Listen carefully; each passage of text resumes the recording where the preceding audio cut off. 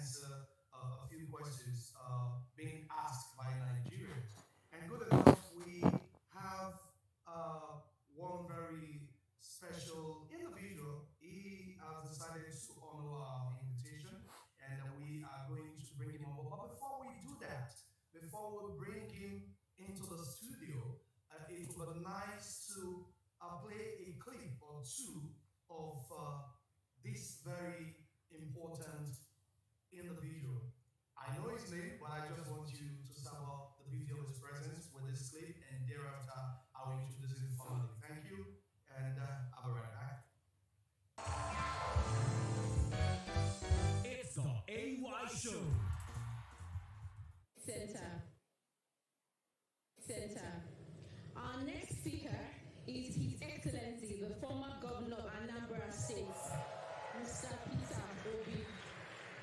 So, traveling. 1 minute. When I came to office, my first 4 trips to Abuja, I traveled with over 30 people. Over 30. Everybody have a title to be in the plane. Everybody have a title to do this. So, what I mean is, I'm the only person invited to Abuja. I pay for 30 people who have no reason to be in Abuja. They constitute a problem to the traveling public. They follow me to Abuja. I'm the one who is going to go to a meeting.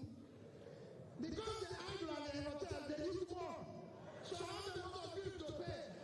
In the end, every trip was costing me over 10 million. One trip. And at times I do this 4-5 times in a month. So after about the third or fourth trip, I sat down and said, I want you to write name of everybody from me and tell me why and what is the purpose of this person going to be in Abuja.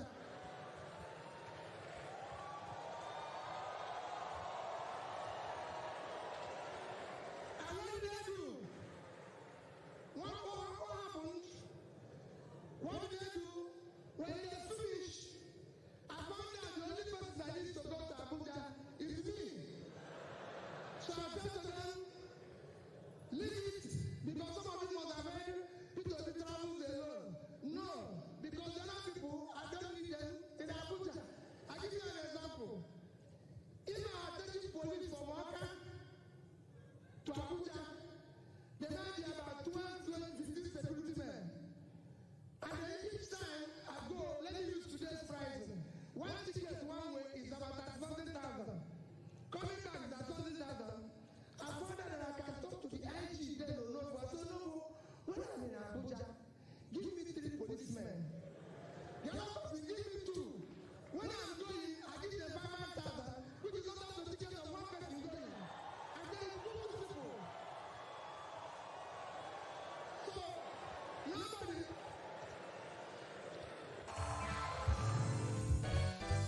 It's the AY Show. Yeah, there was PO there, and of course the presidential candidate representing the Labour Party. Now, when we put out this open invitation, a lot of people started saying to me, you know that Peter Obi definitely is going to honor you, is going to come online and, answer any question at all, that he's never afraid. A lot of people started tweeting in that regard. I'll put up a couple of tweets, and people saying that, of course, it has to be Peter Obi who would honor the invitation to come on board. And he did play his part by honoring the invitation to come on board. And on that note, I'd like to bring to you and welcome to the studio. He's in Abuja right now. I heard he was caught up in Niger State today. He's been busy as a beaver running around, but still created time to be a part of what we're doing here. So it's now time to join His Excellency, the former governor of Anambra State, and of course, the presidential aspirant representing Labour, candidate representing Labour Party. So let's welcome Mr. Peter Obi, CON, on the show. Excellency. Thank you. Good evening, my brother. I greet you specially. Sent from here. Okay, I know we've been putting you through a lot of stress. I was told that you had to go to Nigeria. You just came back from the UK. From UK, you had to quickly dash to Kaduna. I mean, how has it been? I mean, shuttling, going around, and making sure that the mission is accomplished. How has it been so far? Like every other person looking for a job, wherever they have it, you have to go. If you apply for a job, then you know when you're looking for a job, you apply to different companies. And what they said is that you have to go, whether it's convenient or it's not convenient for you, you have to go there. I'm looking for a job, so I have to be everywhere for this interview. Well, I like the sound of that. You just said, I'm looking for a job. So for you, this is a job, and of course, service to humanity. And when we put this up, a lot of people put up their tweets and their comments saying that you will find time for us, you will find time to come out. I know Elvis has some of the clips, to pop up where they said, yes, this is one man that definitely would come and honor us. And of course, you have done that, and Nigerians are indeed very, very happy. A couple of questions are set aside for you. A couple of questions here, and we're going to be taking all the questions one by one. And the very first one that's coming in is saying, how do we tackle the issue of application of federal allocations of funds to the development of states? How would you tackle the issue of application of federal allocation of funds to the development of the states? Well, why I not see, I probably need more explanation of that question. I probably need more explanation of that question about if the states see, when they get their allocation and they see what the federal government is doing, because what has happened over the years that there is no proper alignment between the local government, the states, and the federal. However, at the state level, I saw this. The reason why you have federal, you have economic council, which comprises of the vice president of the country, with all the state governors, and you have the same thing, state economic council, which is supposed to look at government chairman with the deputy governor as chairman. The reason why this is established in our constitution, that there's supposed to be an alignment between local government, the state government, and federal government in the development process. Like, if I always use my example that I use to Nigeria was a signatory to MDG, President Development Goals. But why we fail is that while other countries that were signatories to it mainstream this into their development agenda by making sure that local governments, regional government, and national governments had a role on what each was to do to be able to achieve something. But I believe I use something like education. The local government is supposed to be in charge of primary education. State is supposed to be in charge of secondary education, while the federal government is supposed to be in charge of sort of, so there was, these are things that, but there's no proper alignment. So what I'll do from ensuring that they utilize their funds effectively is to ensure that we'll start aligning it the way other countries of the world are doing it.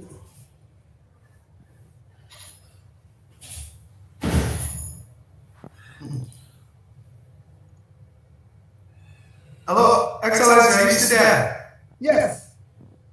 Okay, good. Yes. There are a couple of other questions coming in by, coming in from people. They are bothering me. If I start popping them up one by one, everybody is saying I have a question. But I know it's not every question you can take on this live. But for me, I personally want to know what gave birth to this mission, this vision, this movement for you. There must be something that propelled you to say, yes, it's time for action. It's time to do what you have to do. What gave birth to the idea in the direction of the step that you're taking right now to become the next president of the Federal Republic of Nigeria? Well, if you look at what has happened to Nigeria in the past up to the present, you will see that we become worse in all ramifications, in all measures. I was talking to somebody yesterday who I said, now Nigeria, since this particular republic has started, have failed completely. So the person tried to, convince me that not in everywhere and everything, in every area and all that. And I said to him, let me tell you, if you go to the exam and they ask you question A and you answer question B, no matter how good you are with question B, you have failed. That Nigeria as a country has failed in question of development in this republic. There is only one measure of development, and that is human development index. And I said, this index is measured on three things. One is health. I said, if you look at it, our life expectancy is almost 20 years below the global average. Global average, I think, is 72.8 or thereabouts, call it about 72. We are about 54, 55. So we're about 20%, 20 years off. So we failed. Our primary health care have just collapsed. As I said, so we failed. Number two is education. I said, if you look at the literacy rates, we're low. And we have the highest number of school children, which is about 20 million. So failed. Number three is the capita, which you can discover as building people out of poverty. Within this period, we have 2 more people into poverty than when we started. Because when we started, Nigeria did not have 100 million people living in poverty, multi-dimensional poverty. Now we're 1.3 million. So if you look at these reasons, our all failed.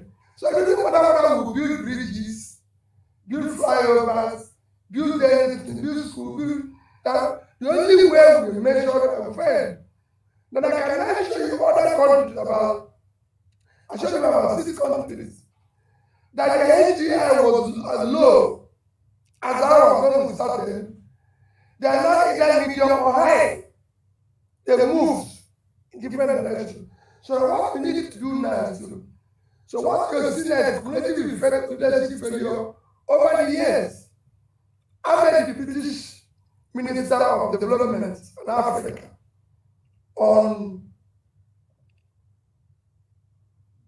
Monday in London.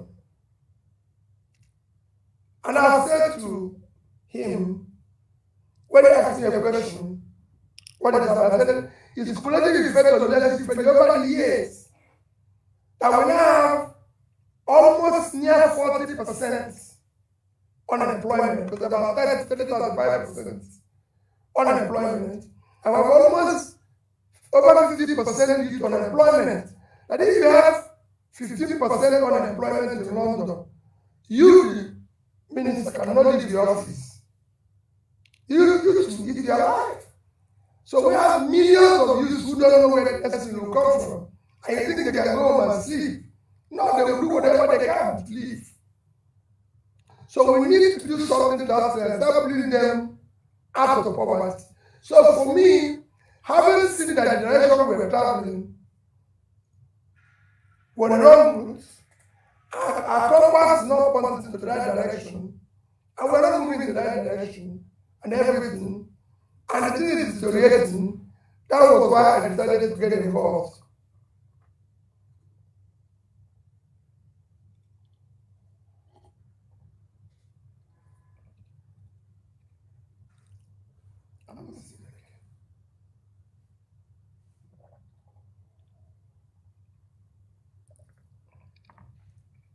And we also have with us tonight Mr. Peter Obi.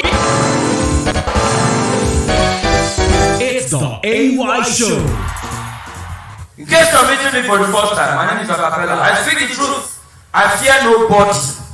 After all, Nigeria, like say, would die like for all die. I'm very angry with Jesus.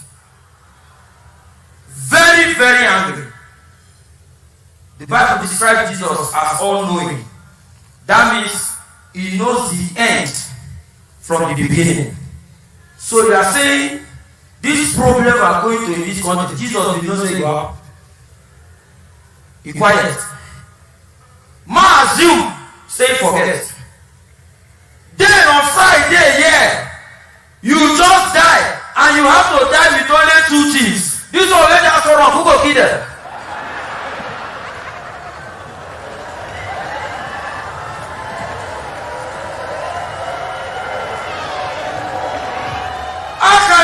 If you want, if you need this. It's the AY Show.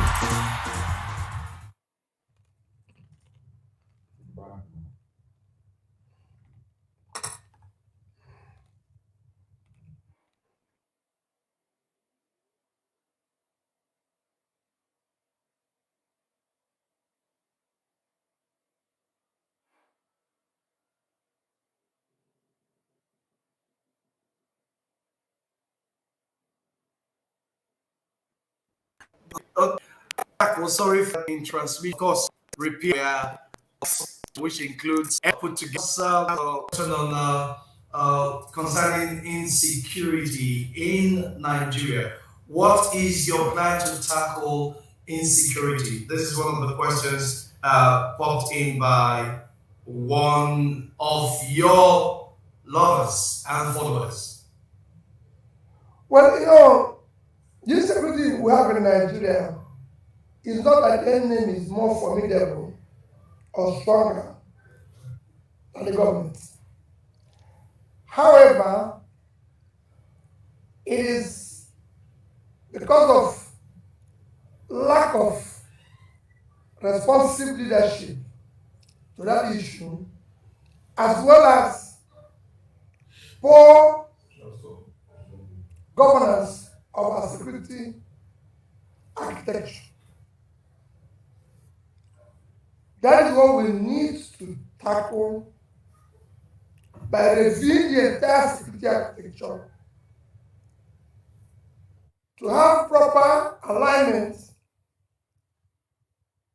between what I've said before, the 3-level policing, federal, state, and local. Get the security agents to work together.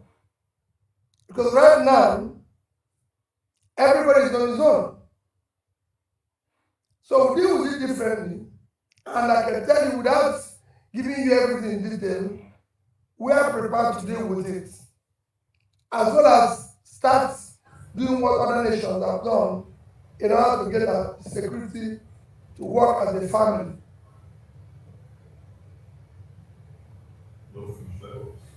Okay. All right. Well, we are from insecurity, of course. We are also going to ask another very important question. I'm a filmmaker, and this one came from a movie group. They said this question must be asked. It says, Nigeria is ready to meet the blockbuster or global standards of filming. What is your vision for the entertainment industry in regards to government grants and collaborations for filmmakers? If you look at when I spoke to the chairman, I mentioned clearly, Nigerians, especially the young ones, youth, are very entrepreneurial in areas of business, areas of science, technology, entertainment, sports, and these are areas we intend to invest. We intend to invest in it because, one, it will help our building entrepreneurs, it will help to pull people out of poverty, it will help in uniting and changing the country. So it is not something anybody can make. It's something we have already put, knowing what is been able to do with it in countries after countries. I said today, Brazil have used sports, Jamaica, to put their people out of poverty. Countries have used entertainment to put their people out of poverty. And these are some of the things that are uniting the country. One area you can agree with me that the country don't have too much division is the area of entertainment and the area of sports. So if we're saying we're going to secure and unite the country, these are areas we're going to encourage. And there's a lot of ways you can use it to create the new Nigeria with a precision. When we say a new Nigeria is possible, these are areas to tackle, these are areas to create new jobs, areas so many things can happen.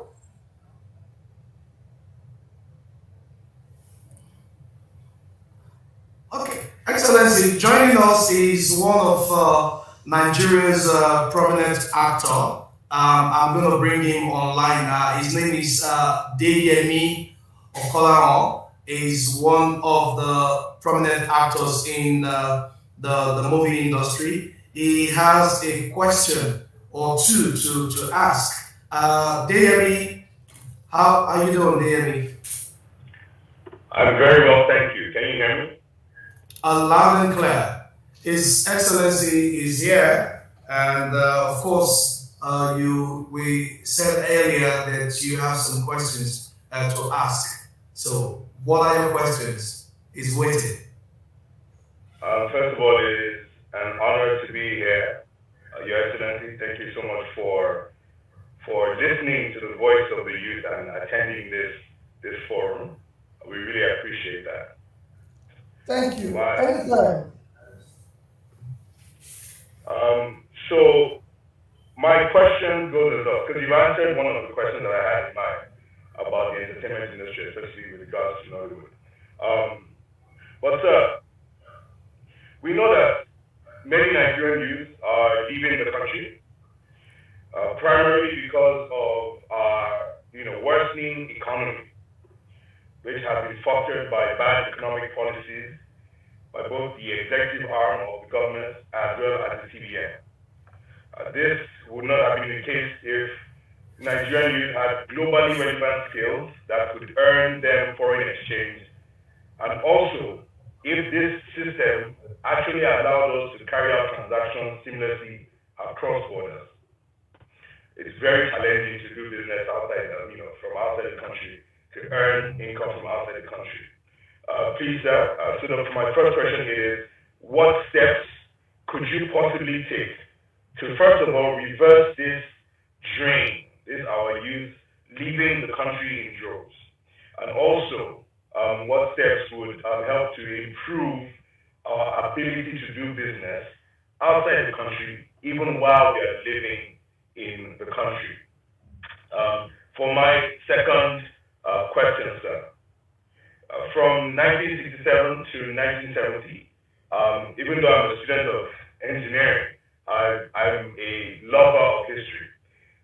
Nigeria went through a civil war, which especially claimed the lives of millions of Igbo people. Since then, till now, the federal government has hardly acknowledged this monumental disaster.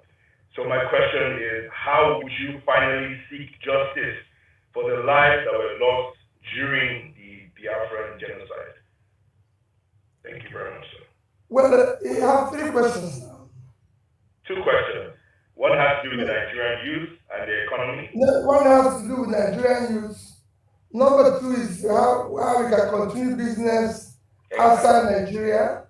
Yes, sir. Number three is seeking justice for those who are killed in the Biafra. So that was our said three questions. Question number one: there's nothing you can do to reverse people leaving the country, except to have a country that is well governed. One, by securing it. People cannot continue to live in an insecure place. Ensure that you create an enabling environment where people can live and thrive.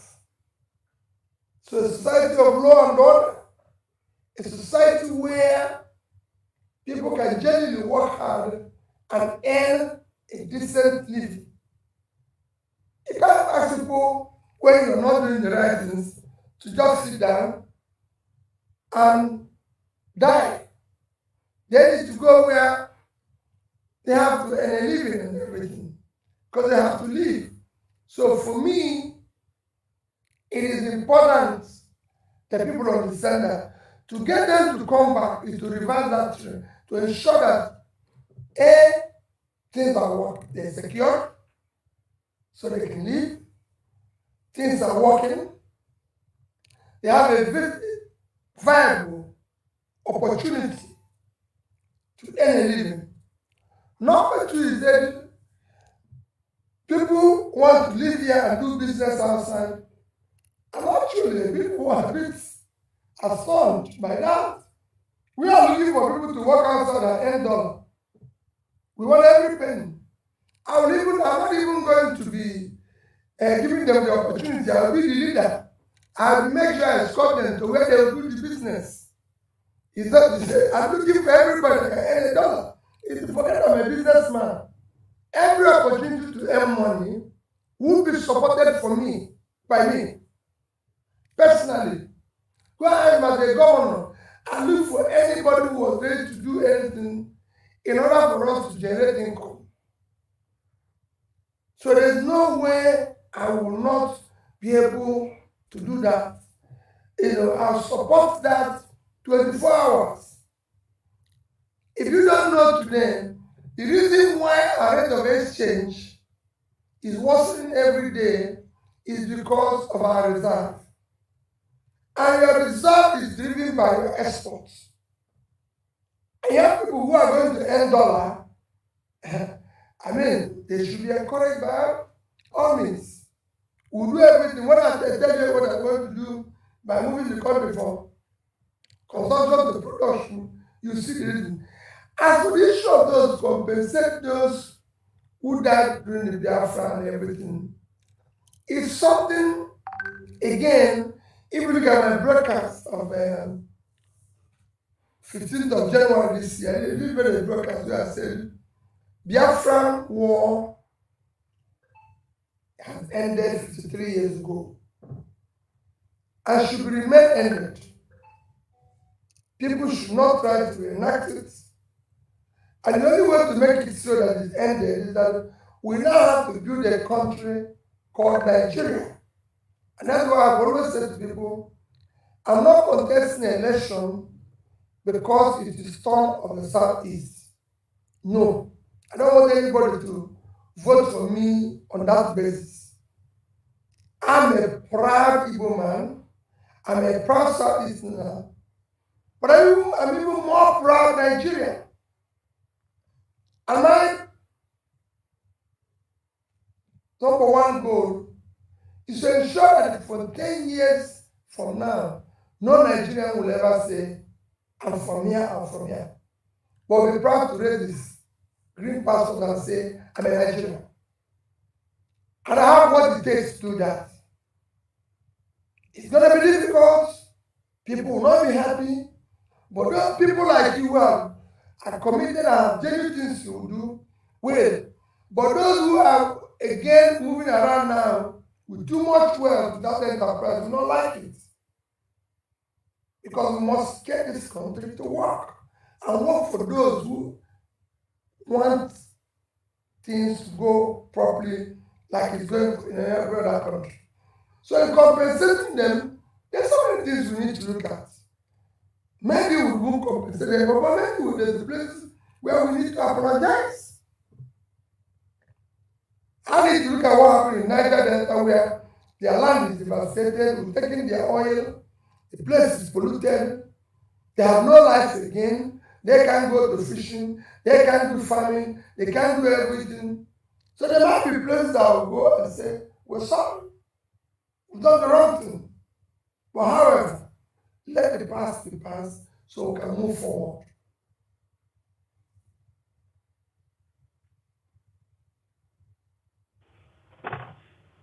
Thank you very much, sir.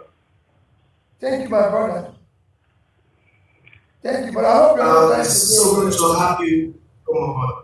Sir, what did you say? I said I hope you're not leaving. I want you to stay around. I'm on set right now filming. I asked for a break to come and ask you my questions, sir.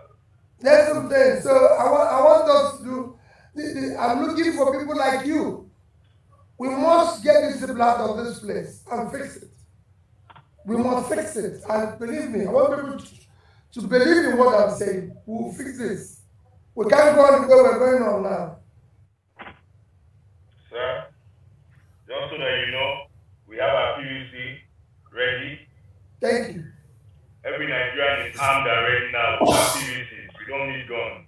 Yes, We don't need guns. We don't ask them to leave quietly. You know, if you shoot guns, you can't chase criminals out of the houses. They have more guns than we have. We just have to ask them peacefully. Excellency, now decisiveness is very, very important in all of this. For you to take over Nigeria, how decisive will you deal with issues? Because this is important. I think this is where all our problems starts from, not being able to take a decision. Feel free to hit your excellency. This is not that kind of show. This is very, please feel free to eat. So now, how decisive will you deal with issues? I mean, when you go find out, I want to let me tell you. Why I've been a governor, can you ask people about me?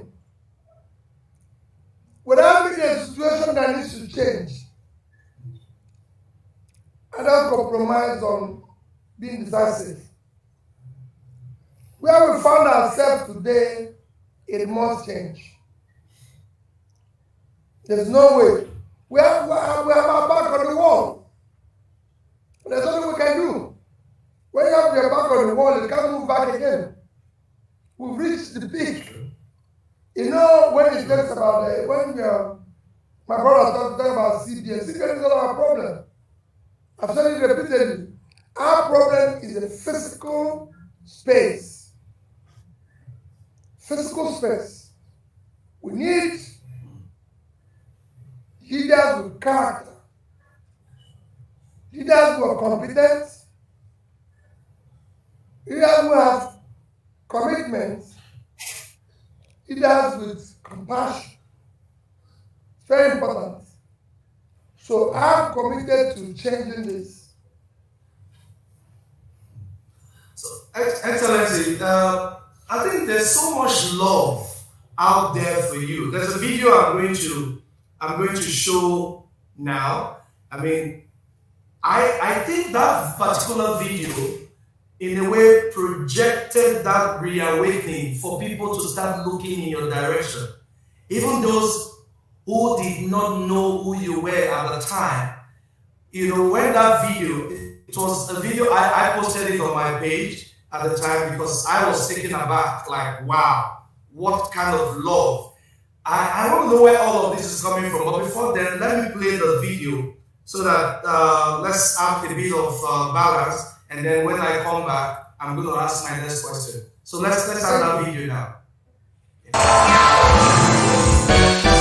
It's the AY Show. And we also have with us tonight Mr. Peter Obi, who has joined us here for the service this evening. Hallelujah.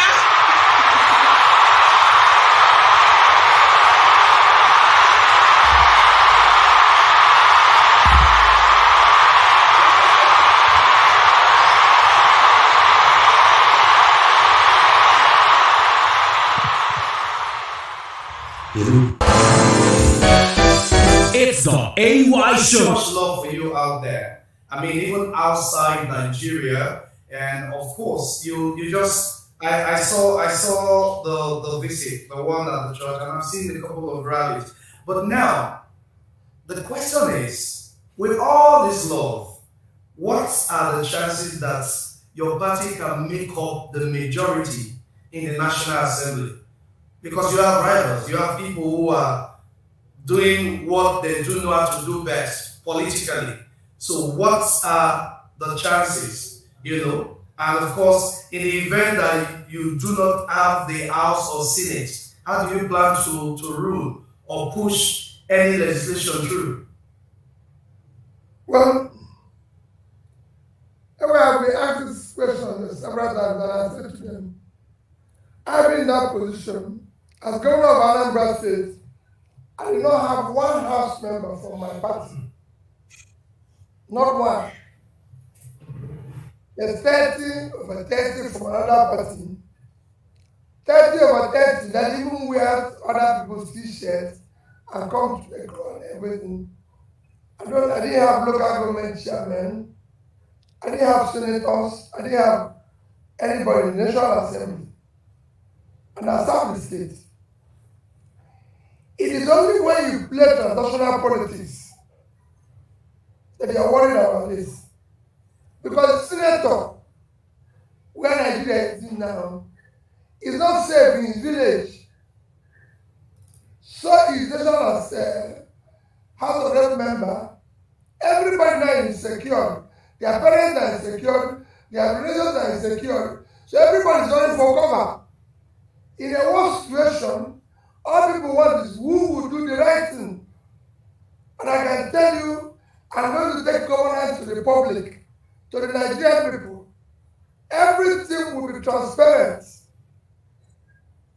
So we don't need to have House members because the Nigerian people will decide whether who is right or wrong. If you don't want us to survive, then we'll ask the Nigerian people.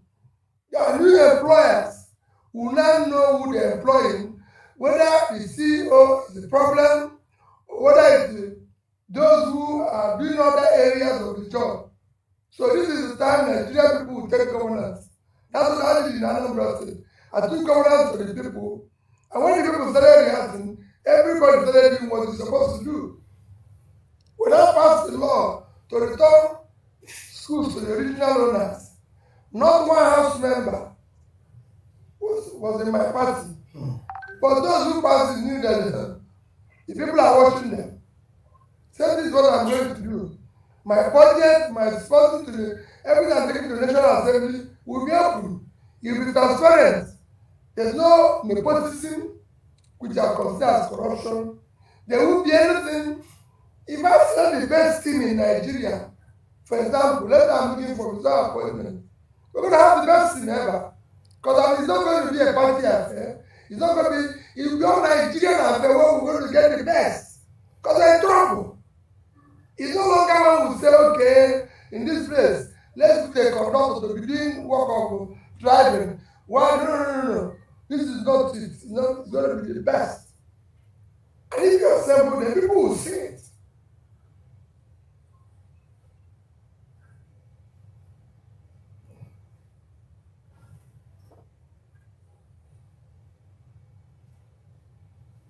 Okay, Excellency, I have a friend and a colleague online who's going to be joining us. He operates from Abuja, but before then, Ushe Naji, a big time stylist and designer in the fashion world, is also here with us. He has a question or two to ask. Ushe, how you doing, brother? I'm good, thank you. Your Excellency, good evening, sir. Good evening, Uche. How are you? How are you today? How's the family and everybody? We are fine. Thank you, sir, and thank you for honoring this invitation to join the Nigerians, not just Nigerian youth, Nigerians all over the world, to spend a few hours with us. We appreciate you. We can see you look tired, but you still came out to join us. God bless you for that. Your Excellency. You said that earlier, and I picked that. That is going to trend. You never look tired when you're looking for a job. Okay. Your Excellency, I'll ask about tourism, and one question that I'll tell you, when I saw this, I put out the question on my platforms, and I asked people to tell me what they will hear His Excellency, a question they want to ask you. I had 12 people that asked the same question, and these 12 people are not youth. They are people in their late 40s and 50s. That question to you, sir, before I ask for my industry and entertainment, that question for you is, how do you plan to deal with the aftermath of fuel subsidy removal? These were asked, like I said, by people in their late 40s and 50s. I'm in my early 40s. But these are neighbors and older friends on platforms I belong on WhatsApp who said we should ask you that question. How do you intend to deal with the aftermath of the fallout if you are elected, and we pray you are elected, and fuel subsidy is removed? And there's going to be a bit of, like, how do you plan to deal with that, sir? Well, let me ask you a question. Also, in answering it, one, the reason for removal of fuel subsidy for me is because it's organized crime. First is that we consume more fuel than we are supposed to consume. We have a population of about 200, 215, 220, because those don't clear census now. So approximately, give and take 10% plus or minus 200. And Pakistan is about the same population. Pakistan has more roads than Nigeria. Yes, their fuel daily consumption is below 50% of ours. That means 50% of ours that is on top, and we are subsidizing. It's fraudulent. So I said, those who are drinking that fuel, I'll give them water. That's what they need to live. One would take fuel out of the system. The remaining one will remove the subsidy. Because no country can operate the way. Let me just give you an example. This year's budget is not going to be passed. This year's annual budget for education, which is the highest ever, is 2 trillion. This year's budget for health, which is the highest ever, is 1.5 trillion. That's actually 1,550 something billion. That's the highest ever. So these two most critical components of development, health and education, their budget, annual budget for 2023, which is is the highest ever, is 3.5 trillion. Annual budget. Fuel subsidy for 6 months of this year is 3.6 trillion. Which there is nobody, there's no country in the world that can do that. Where your highest ever area of development, like I said before, if you go and read that position, the Nobel Peace Prize winner, the professor from Princeton, he said the difference between poor and rich country is health and education. So these two areas where we're going to be used, where they're going to measure you, is a giving less money than 6 months subsidy. It doesn't make sense. So we are going to remove it, and I've said it repeatedly. It will not last one day under my watch. And if you remove it, that resources, which they are even borrowing, which is why we had a crisis. If you look at it, it's because we're doing something like subsidy that brought us where we are today, where we have huge debts without anything to show for it. If you have been borrowing the money you're borrowing to pay subsidy and throwing it into areas of development, it would have been a totally different thing. Would have been out of our mess today. Let nobody tell you that if we remove it, things are going to get worse. It will. But the change is that when people say to you, oh, you can't control the road and charge people toll and everything, that's absolute nonsense. Kenya, I'm just telling you, down the road there, Kenya, South Africa, every other country I know, Morocco, everywhere, people are paying toll. Okay, it is better for me. I live in Lagos, I live in Onitsha. I used to drive my vehicle one day to Lagos. I live on Onitsha by 4, 6 o'clock. I'm in Lagos 10:30. Finish meeting in Lagos about 2 o'clock. Turn around, go back to Onitsha, 6:30. I'm in Onitsha. It is better for me that 4-hour drive. Better for me that I get up in the morning, pay like they will pay in Kenya, $1 or $2, which if we do the right thing, dollar shouldn't be more than 500 naira. It's not for me to pay 1,000 naira, go to Lagos and come back in a good car and drive. Most times I go to the airport, they'll be there for 5 hours. Yeah. I'm sitting down in one place and I'm paying the amount of money that would have taken me to Lagos and back, and nobody's asking me anything. So I get up work. So the things will work. What we want is to have efficiency and invest in the proper development areas. I will use resources to develop very critical areas, which is education. I have 20 million out of school children. I want to put them out of school.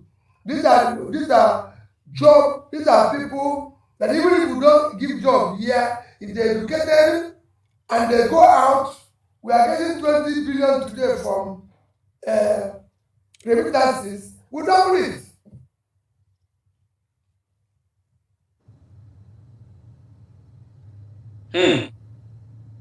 Thank you, sir. Thank you, my brother. But it's not I can't hear you.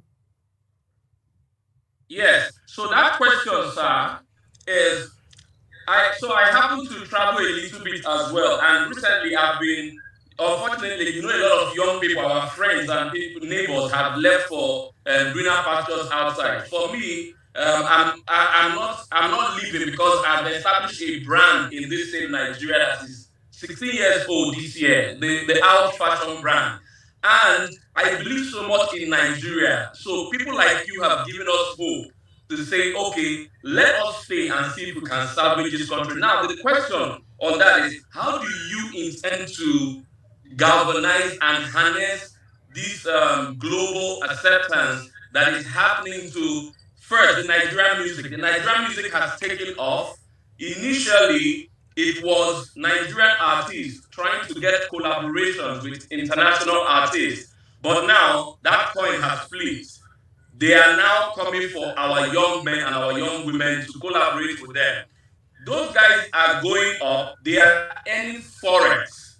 They are earning forex, but unfortunately, most of this forex is not going round the way it ought to. Now, I'm talking about the real sector. As someone that is in fashion, and I have done a bit of business in the United States, and I'm still doing with my brand, with made in Nigeria stuff, by the way, sir. When I say made in Nigeria stuff, made in Nigeria fashion, Nigerians and African Americans all over the United States and all over the world are craving to have our products, the things that we make here, we manufacture here. The music has gone forward. How do you intend to, if you are elected, sir, when you are elected, to galvanize these industries to see a situation whereby the way our music is being accepted globally, industries like mine, which is fashion can as well take over, because in 2023 and beyond, our music is going to gain more global acceptance. How do those of us that are in fashion, that we are the industries has a lot of young people, everybody coming out of school, university, they are doing fashion, they are dealing with electricity and these challenges. They are also dealing with the purchasing power of the Nigerians. So there's just, and they are dealing with the counterfeit people that import, that bring in a lot of products from Asia that we are unable to compete with. How do you and your team intend to tie what music is doing globally, music being a vehicle, so that other industries can ride on its back? I mean, I have a few ideas how some of these things can be done, and for us to gain traction, that we need an NFS. We bring back FS. The way people like myself are earning FX outside with made in Nigeria, and we're bringing it back home. How do we take this on a larger scale when you are elected, sir? In that tourism space, how do you intend? Uche, the question is getting too long. Can we take it one at a time? Uche, Okay, sir. I have that question. Let me help you with tourism space. You can't talk about tourism until you deal with the issue of security. Because no tourist is going to come here when he's hearing about kidnapping of your own people, when your own people are in IDP camp, where they're going to talk. That's why Kenya takes the issue of security serious. If for any reason one tourist is killed in Kenya, or when there's any bomb or anything in Kenya, they deal with things aggressively because they know it's going to kill the tourism industry. You have here from Borno and everywhere living in IDP camp. You have people in Benue living in IDP camp. You have agitation and everything. You are showing your TVs every day, kidnapping in the east, kidnapping in the west. Come on, nobody's going to talk about tourism when you are looking for where to go. Even people from the east, west are no longer going to their village. So who's going to come here to talk? So you have to deal with that. The first thing. We have the most of the best tourism sites.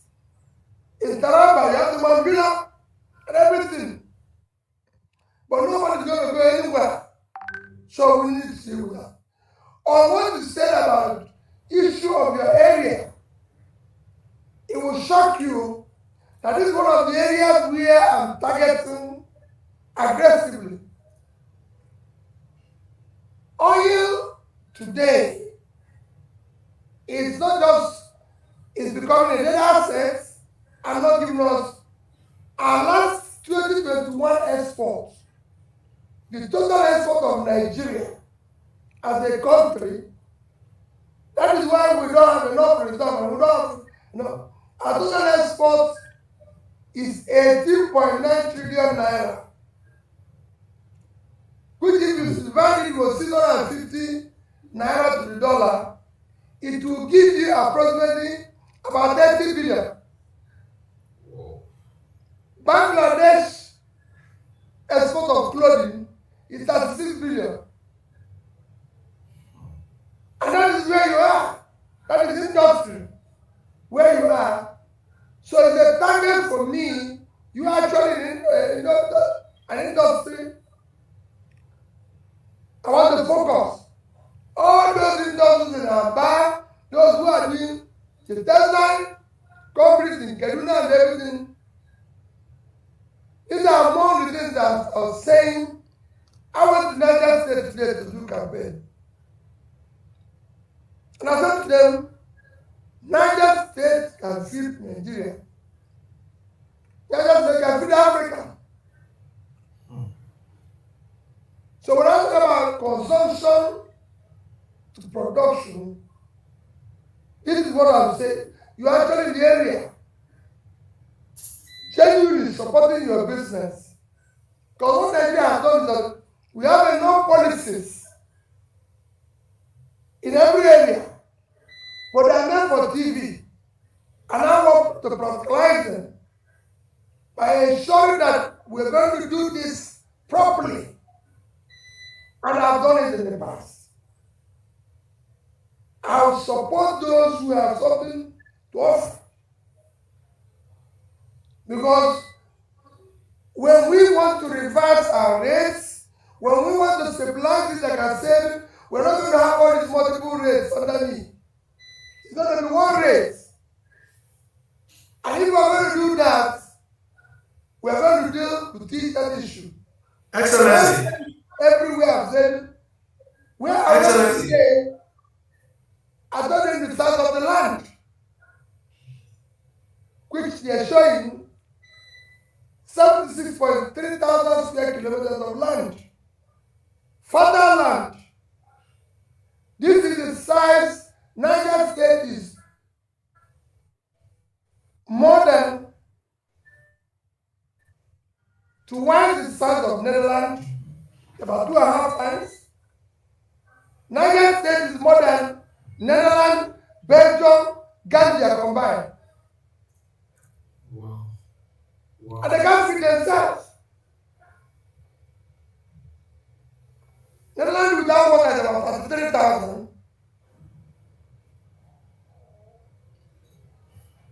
Belgium is 30.9 thousand. So you're looking at about 64. And Gambia about 10. It's about 74, 76. And they can't feed themselves. 7 local government is under control of bandits. About 7 local governments. No school. In fact, today somebody confirmed that a third of the primary and secondary school in Niger State is closed down because of kidnapping. We can't have that. And the eyes the kidnappers, they say they have no job. There's no way that can continue. You need to fix that. And that's what I want to deal with. It is critical. Excellency. Yeah. Excellency. That actually, the no job situation brings about the next question, which is, even the youngest Nigerians are money hungry. How do you keep them fed? Promote dignity of labor while you rebuild our processes. How do we do this? When you start making sure that whoever is talking about earning money or doing anything, first that have to start pulling people out of poverty. Have to stop supporting genuine entrepreneurial people. When you start celebrating people who have made money through proper enterprise. Today we have people who have money without enterprise, which is what is killing the system. When you have people who have created wealth through a genuine and verifiable entrepreneurship, not that somebody is supported by government or stealing government money, which is what we are celebrating today. You're killing the system. That's why I said I'll fight corruption to a standstill. because it kills entrepreneurship, it kills our professionalism, it kills hard work. That country becomes unproductive. Nigeria today is an unproductive country. Majority of the questions here, sir, are people following your process, following everything that you've been doing. They're attacking people online, saying, no, he has answered this one, don't ask this one. He has answered almost all the questions here. They keep saying he has answered almost all the questions. But now, as part of your... Feel free to ask me anything. Okay, we know your capacity to answer questions, to handle... I will learn from those who know. It's very important. Someone came to me yesterday and asked me, what do you think a leader should have said? The number one job of a leader is to listen and learn. True. If you know everything, you are an idiot, you shouldn't lead. You must learn every day. People must teach you. You must listen. And I do that every day. There's this question as part of your vision of incentivizing medium and small businesses. What tax incentive plans do you envisage for investors in Nollywood? I mean, you know what Nollywood is to the rest of the world in terms of position. I will do everything to support businesses that youths are involved. They are the future.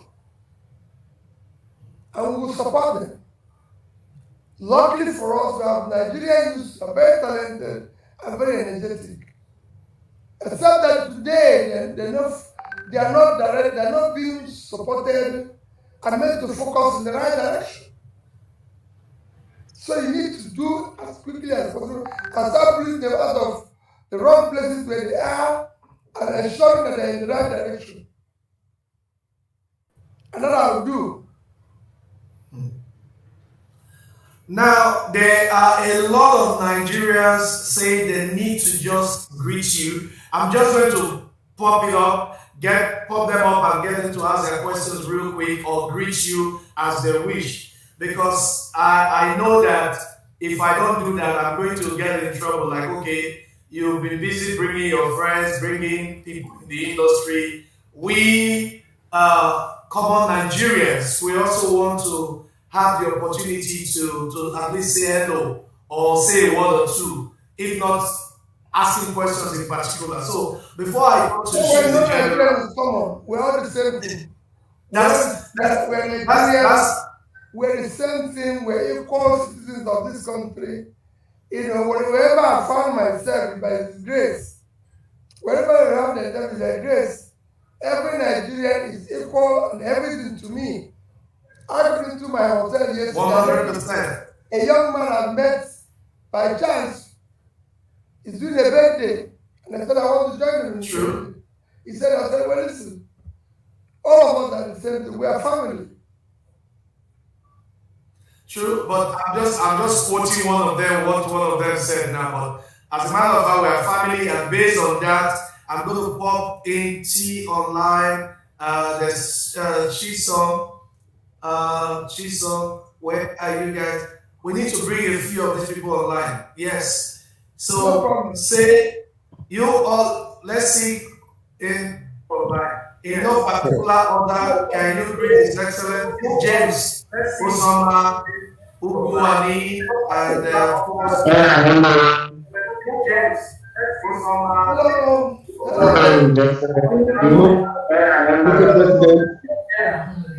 Good evening, Mr. President. Thank you. Mr. President. Say hello, please.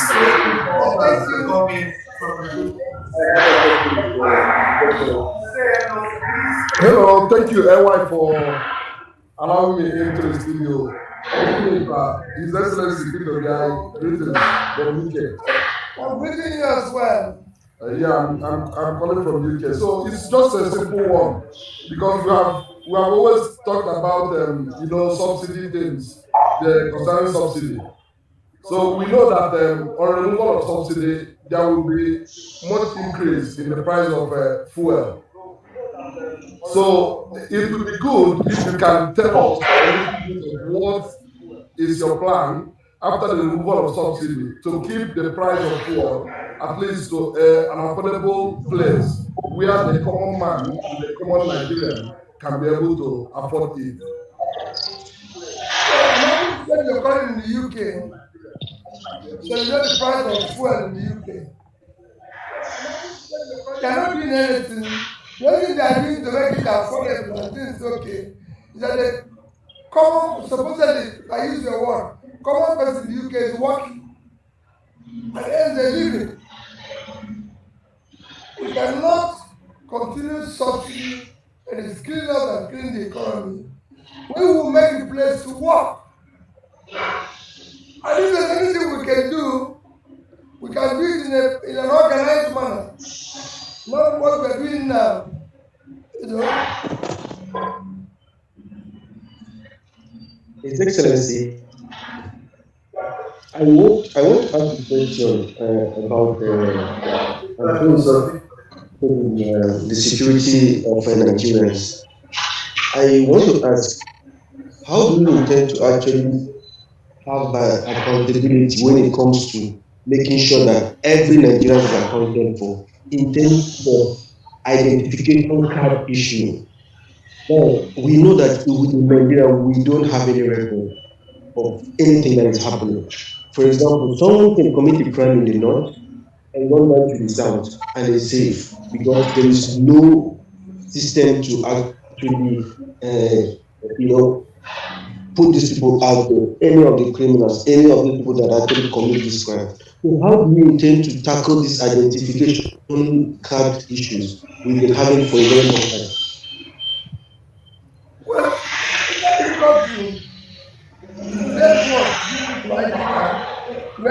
we have some. All we do is to do it properly. I've also been involved in a company that was originally won the contract to do ID card. The reason why they took it from them to give it to another company is because the company doesn't have what they call connection.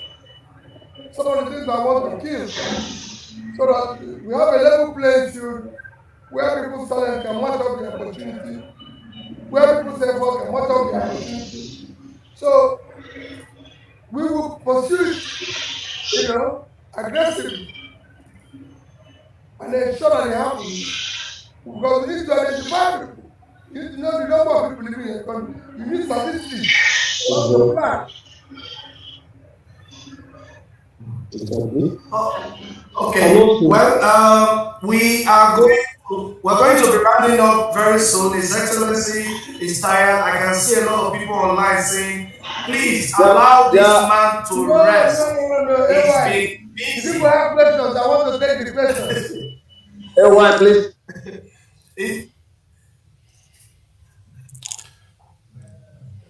Well, your network, we can't hear you.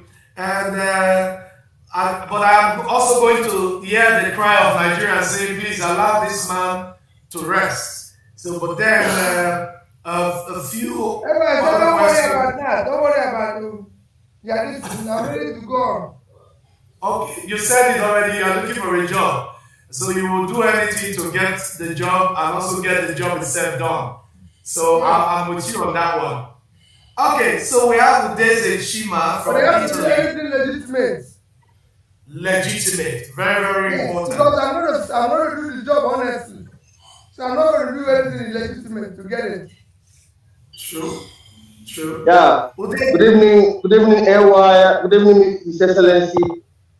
AY, thank you and God bless you for using your platform to promote this brand. God bless you immensely.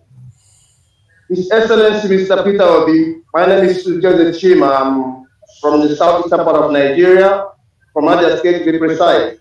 I live here in Italy. As you can see my feet, I'm at my place of work before I join this program because I always get a pleasure listening to you, always. As a young man, I have learned a lot of things from you. God bless you for teaching me at my young age. Please, I don't have any other question to ask you because you have already taught me a lot since I came to know you in this campaign. Please, what I have is advice. Please, I know that you're a liberal man because you're a free-minded human being. You have mind for humanity. Please, I beg you on behalf of all the good people of Nigeria, people that want good, take care of your security. Take care of your security, Mr. Excellence. Please, I beg you, in the name of God Almighty. That God Almighty continue to protect you, but take care of your security. God bless you, sir. Thank you. Amen. Okay. Now we have somebody who didn't come to ask a question this time, but came to render his own advice. So, Mr. President, to be or the presidential candidate. Yes. So beyond you taking care of insecurity in Nigeria, they also ask you to take care of your own security within the insecurities that we find ourselves in Nigeria. I am quickly going to bring the General to join us, but let's quickly ask this gentleman here who looks like a movie star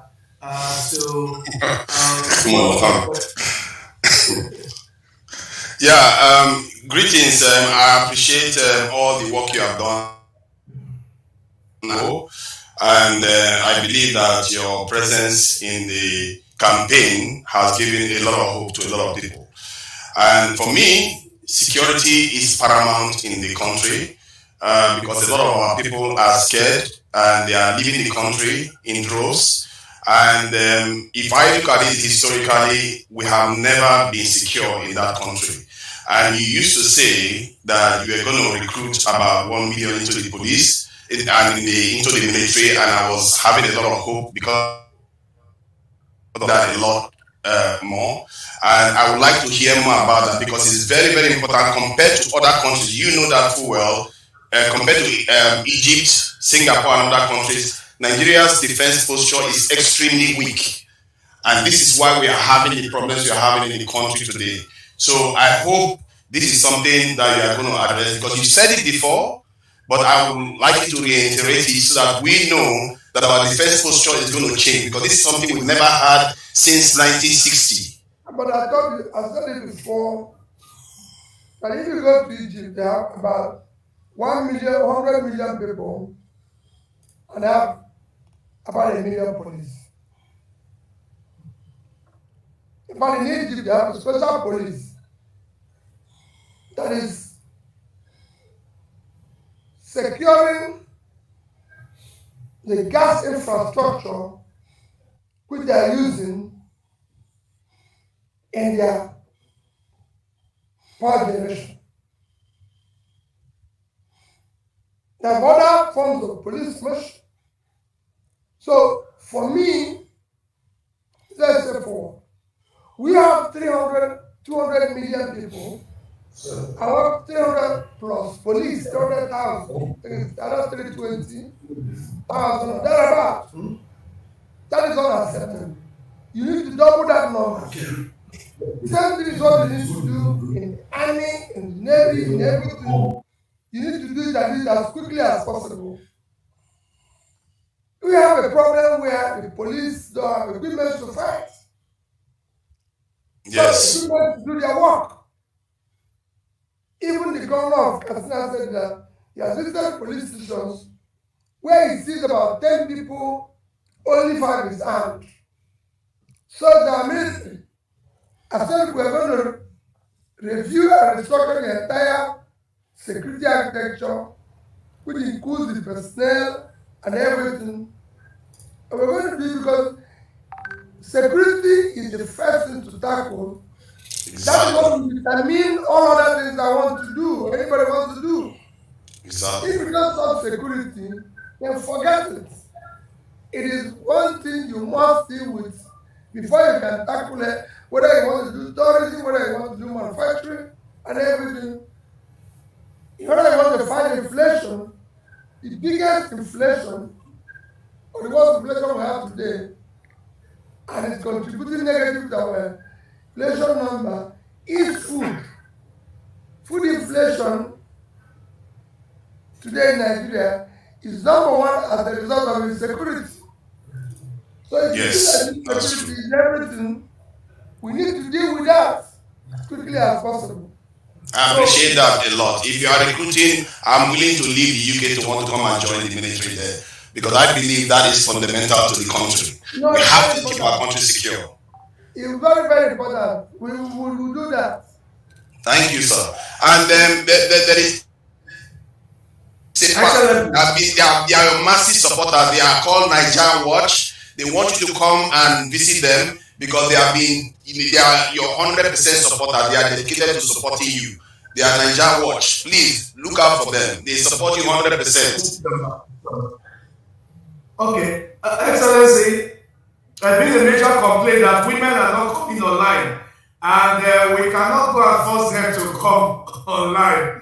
But good enough, we have a lady here, Leah. She just put up a question. She says there's an old African proverb that says, if you educate a woman, you educate the nation. This quote indicates the significance of women in our society and how they can positively influence the future generation. How is your administration going to promote women's development and empowerment in order to dismantle the educational, legal, political, and economic barriers that women face in our society? Well, frankly, I don't think I'm somebody who has worked closely with women, and we believe that apart from the north where we have adult school children, where 60% is women and 40% is men, down south, we don't have that problem. What we need is to bring more and more women inclusive. I'm somebody who believes in the contribution of women. I work closely with them. They are more productive. They're more hardworking than men in Nigeria, and they are less corrupt. I work with them closely. I was the governor who served with chief of staff as a woman. My permanent secretary of government as a woman. Head of service is a woman. Commissioner for local government is a woman. Permanent secretary of finance is a woman. Accountant general is a woman. Commissioner for finance is a woman. So I work closely with them. And I can tell you that totally, Commissioner for education, Commissioner for youth and sports. So I work with them closely, and I can tell you, they're very, very productive. If there is a need to do anything, they'll do it. Well, that's good to know. At this point in time, I need to bring a colleague of mine who operates in Abuja there. His name is Chooks the General, to join us. Chooks the General, can you quickly come and ask His Excellency your questions? Is right here. Chooks the General. Good evening, Your Excellency, sir. First of all, I appreciate it. No, the way you said the general, please. Okay, first of all, I appreciate Brosiwai for the privilege, and I also want to appreciate you, sir, for granting audience to young people on this platform, most importantly. It would have been 3 questions, but because of time, let me just keep it to 1. Maybe 1.5, if you allow me. First, just in case I don't have a chance. No. So I don't wait. So I can get the chance next time from Brosiwai. Okay, let me do 2 if I have Brosiwai's permission. First, it would have been okay, let me say this. Since 1999, when I started witnessing democracy, a little bit younger then, I'm just 34 now, I started seeing people come and campaign. It comes with a very interesting wind of hope. You know, you just look like Nigeria's about to change. The person will win. We will now be looking for the hope, we will not see this. It just keeps going and going. In fact, there's a particular one that I don't want to be too specific. The country felt like this was it. Everybody was, if you don't vote for that person, everybody was really going that way. It will come again. The person will come on seat and we'll be looking for the hope and the success we're all waiting for. So I want to ask a quick question. This is that same wind of hope blowing, and everyone is believing in it. 2 things are. First is what's different about this particular wind of hope? What's different? What's on the package that is different? That will not look like the other one that sincerely broke my heart without being too specific. What is different about it? That's my first question. I don't know if it's okay that you get this one first. If I have another chance, I'll get to the second. Yeah, Dara, let me tell you. I agree with you. But there's a few things I'll tell you. People don't change when they get to power. People don't change because they see money. When people get to office or they're in power, they actually bring out their true character. So don't think that anybody goes to the office and change. No. You know a measure of a man when he has power or money. He doesn't have money, he can be the most honest man. He doesn't have power, he could be the most humble person. But when you give him small power, if you come back, you're wondering whether this man has been condemning those who are in power and behaving like this. Yes. I have served a state. And for the day I served them yesterday I was coming back in Lagos. At the airport, I was coming back with a lady, Aisha Yusuf, and Nanaka. A lady I work with in a bank,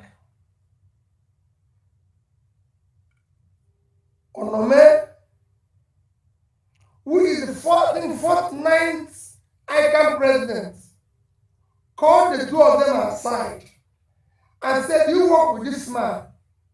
They said, "Yes." I said, "Go and work hard that this man is elected."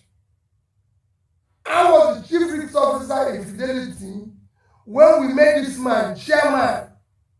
This was as far back as, I'm talking in 2002, 2003. When we made this man chairman of the bank, I wrote him a letter saying he's entitled to a Mercedes 500 and a Range Rover. I still have the letter. And he replied us and said, "No." I wrote him and said, "You are the only bank chairman that is not living in the island, because I live in First Park. And every other person lives in Victoria Island or Ikoyi." And he replied us and said, "If you let us just see the time of the meeting, if we don't see him there, then we know that wherever he's living is affecting him. I come to a meeting before even those who live in Victoria Island. If it is by 8, come there, time to set the 1 a.m. in the night, I go. The next day I'm there before those who live in Ikoyi. In fact, we have somebody who lives on the street of the bank. He has never come there before me." So, Africa doesn't change people. Now the more they change people, they bring out their true character. That's why I have served as the governor of Anambra State. Whatever I promised, I said I would do before I entered into office, I did it. I started saying, "You who have office of first lady, it's illegal.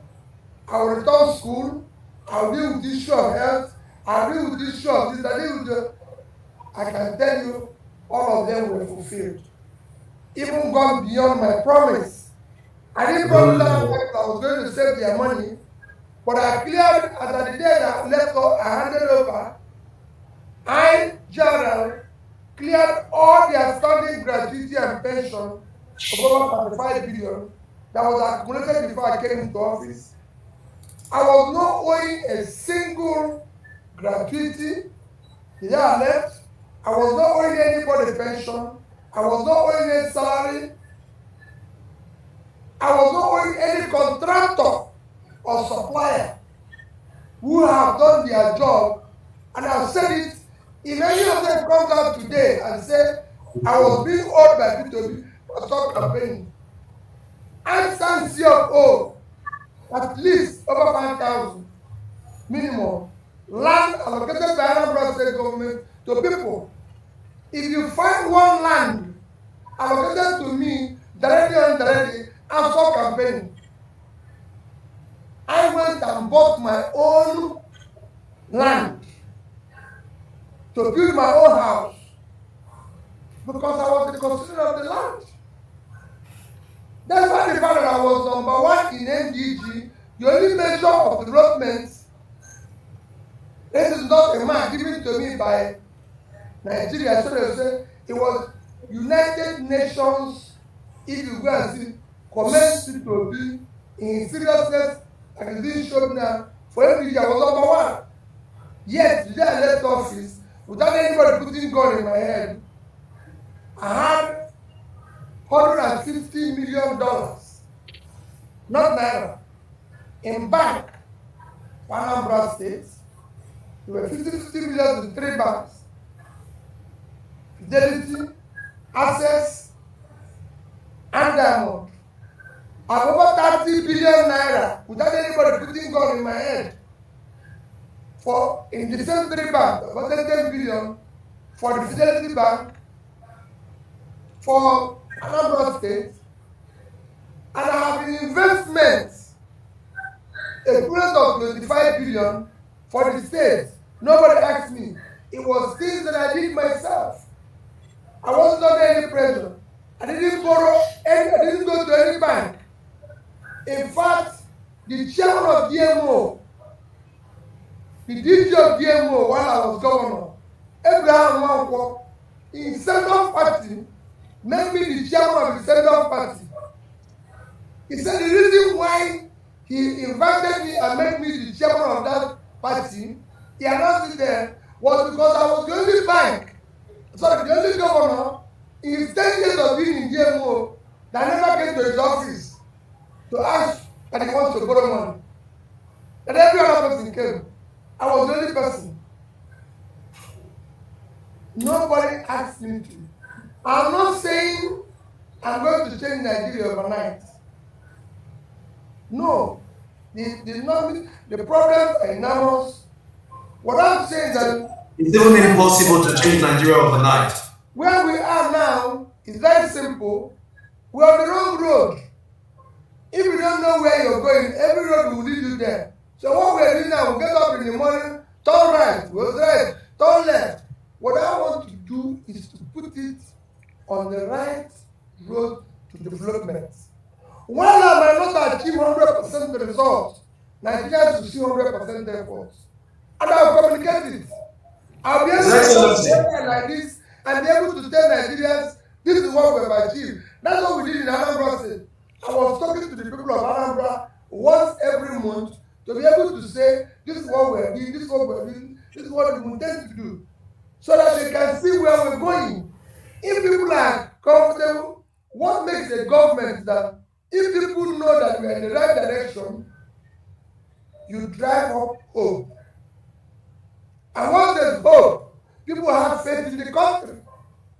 We go to church today, believing we will go to heaven. Not about us have seen anybody who goes to heaven, but we have hope. And that's hope because it's having our faith to believe in God.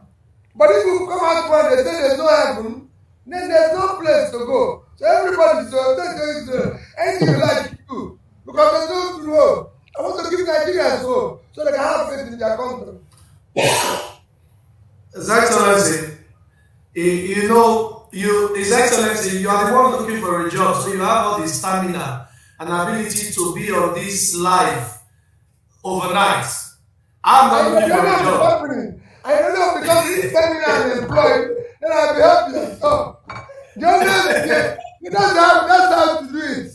The other can say, oh, when we interview you, we survive with you, you got the job. Well, that's a good point. That's another good point. But we are privileged to have 2 ladies in our midst. And before we lose them, and before they will now say AY live session with you was all a male affair, I'm privileged to have here 2 ladies, and I believe they have their questions ready that they are going to be asking I It's see. very Is important that to really? allow the ladies to talk. Madam, I agree. Yes, sir. Okay, good. Onyovo area. Hey, Onyovo, Mama Jerry. Grand level. Obu and Komi, on my watch Gary. In October, toilet mama the verse. Mama, Oya, fire down. Papa, I want verse. Let me para for you. Papa, I want verse. I look for job. You dey look for job, so I want para for you because na me be area mama, Madam Lesho, the advocate of the youth, the advocate of the teenager, and the advocate of the children. I am a voice of the African child. I'm a voice of the African teenager. I'm a voice of our African youth. Permit me to say una thief our destiny. Una don't give us hopelessness. Una don't give us poverty and lack. And because we won't survive, we can't become Yahoo. Which one? What question are you asking? No worry, make I finish about my question. The person that has come in, or the person that has been there, or the person that is happening to come in. 1960. Now they thief us. They don't turn us to Yahoo boys and girls. They turn us to Boko Haram. They turn us to kidnapper. They don't know to all these things when Papa God not create us to be. So, as we want make we give you job, so West, we want know your plan for us. Because when Boo go to here for CNN, they ask and say, the youth population is growing. What is your plan for your youth population? He can't begin to tell us about climate change. Now that day my head scatter say these people not even get us on their agenda at all. And now before you come, in 2019 when I wanted to start my charity organization, when I heard it clearly from the Lord that I need to join forces to go and build a new Nigeria, I was asking where do I start from? But he told me clearly a new Nigeria is possible. So when in 2022 you got a shout a new Nigeria, I know that I hear from Papa God very well. So my question to you be say, number one, make I first confess one thing, no. I know 100% support you. Yes, now you will be my man. But all my children can be there to you. And as a good mama when I be, I support my children anyhow. But my question be say, when I don't support you first, you tell me say, I people be your mentor. How can somebody when he spend our 16 billion, he pay company 16 billion, they can't give us darkness? You say na your mentor. How can somebody when he say 90 sell property for free and no property collapse? People when they do work for them, they become jobless and hopeless. You say na your mentor, so you go answer me that question. Then the other one I'm not like you. You tell me that you enter office. You not go broke these people when you take everything from us. My question to you, Augusta, when they apply for my job, if Nigeria is your company, you can't give out to people since 1960. They call the manager thief and so that your children don't lose hope for life. You can't get opportunity to collect them back. You say you don't go put people in place, maybe they collect our money from them. That is one question. Then the other question we say, a senator, House of Rep, governor, only 8 years now they serve for office. The money when they get paid them, it pass money when they put for education. And yet my education now be the future of our children. Where do you go do about that salary? Because everybody must collect minimum wage. No head pass equal head. Then how can they spend only 8 years for office? They will go collect pension for life. And yet my papa and mama when we suffer for 35 years, una not dey pay them. Even the peanuts when they pay them for retirement, they will go queue up, come even die in the process. Who does that? So you see this money when they give them all as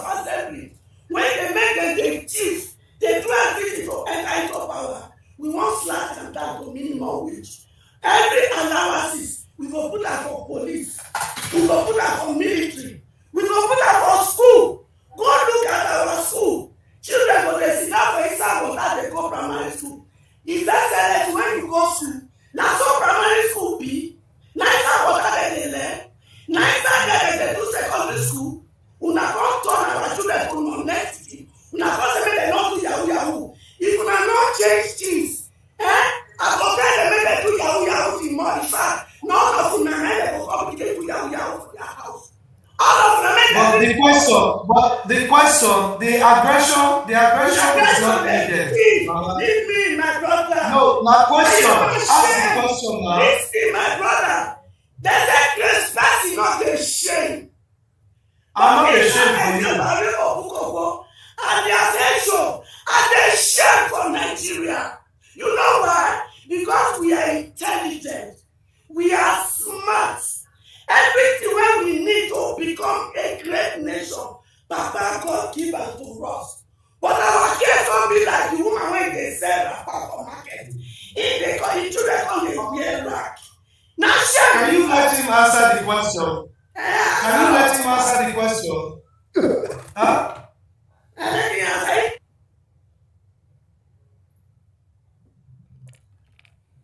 Okay. Anyway, Excellency. Mama, make it cool down. If I know that I forgot anything, not say the sentence go there on. I say I did one time. If I know that Mama they come, I forgot anything. When we want enter, this guy.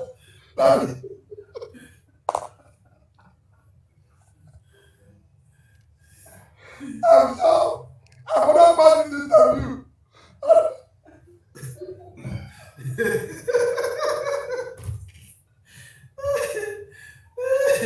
Esho! I forgot about this interview, go.